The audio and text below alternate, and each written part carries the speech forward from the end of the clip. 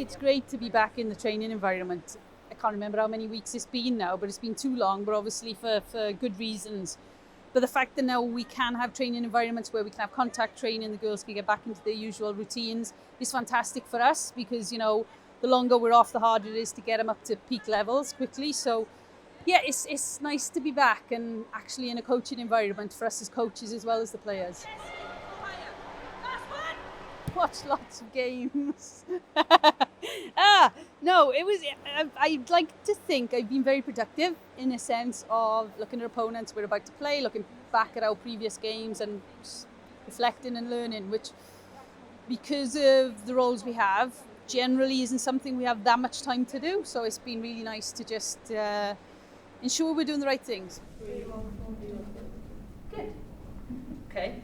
A lot of running. I think as a part of the team to keep us together, we did a lot of running, so that kept our fitness up. There wasn't a lot you could do.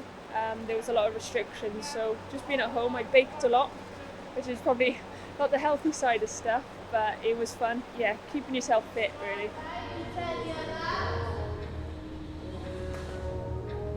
It's a lot different, but no, I'm just extremely happy to have this back and get goalkeeping training back on track. And again, from your driving.